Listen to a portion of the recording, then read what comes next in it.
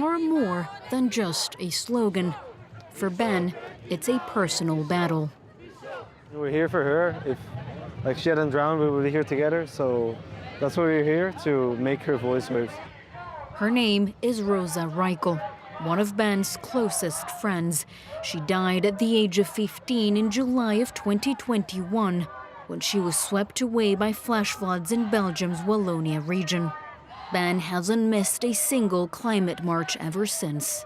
I started this campaign called Climate Justice for Rosa to really show everyone that the climate crisis is not just about numbers and statistics, it's about people. Every day people die, people suffer due to the consequence of the climate crisis. And we all need to know that. Ben was 14 when he founded the NGO. He's now a full-time climate activist. His field of action, EU institutions. He's been invited to the European Parliament for an exhibition about Europe's deadly 2021 floods, which scientists say were made up to 9 times more likely by the climate crisis. More than 200 people lost their lives in Belgium and Germany. Their names, he says, were quickly forgotten. Across the world, there's never any list made of climate victims. Like when there's a terrorist attack, there's always an official list created. That's normal. But in climate disasters, for some reason, they don't do it. Maybe they don't want to recognize. Maybe they just want to ignore those victims. I don't know. But that's really something that has to change. With the help of journalists, Belgian survivors created their own list, totaling 39 victims. 2 years after the floods, we rented a really big projector and we drove around Brussels to all major landmarks and we just projected those names.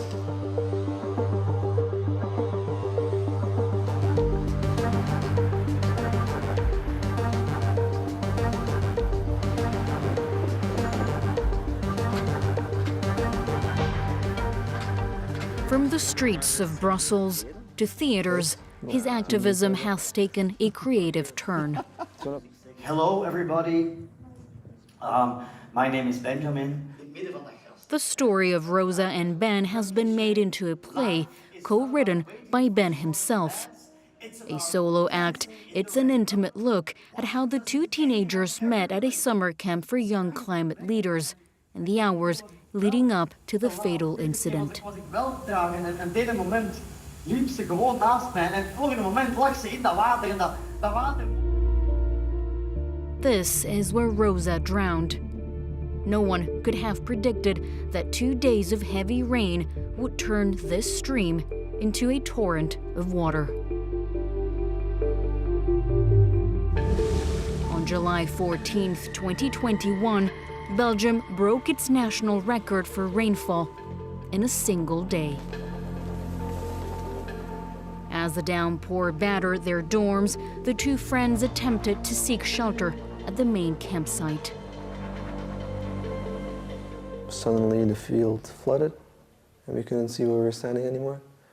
Suddenly Rosa got taken by the water, so I jumped to the water and I immediately caught up to her. I was holding her with one arm while trying to grab some branches, but the water was too strong, the branches were wet and slippery, couldn't hold on.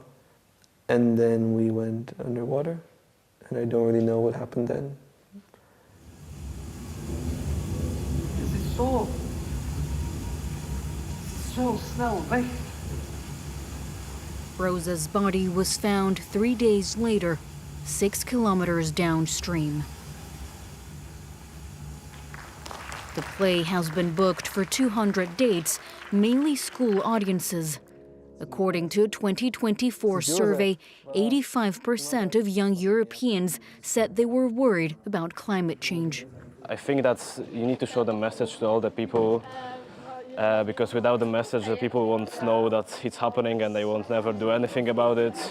The play really shows that it's about people, because even the news, they always show numbers, but it's never about people. Ben describes his campaigning style as diplomatic, but in his quest for justice, he's getting bolder.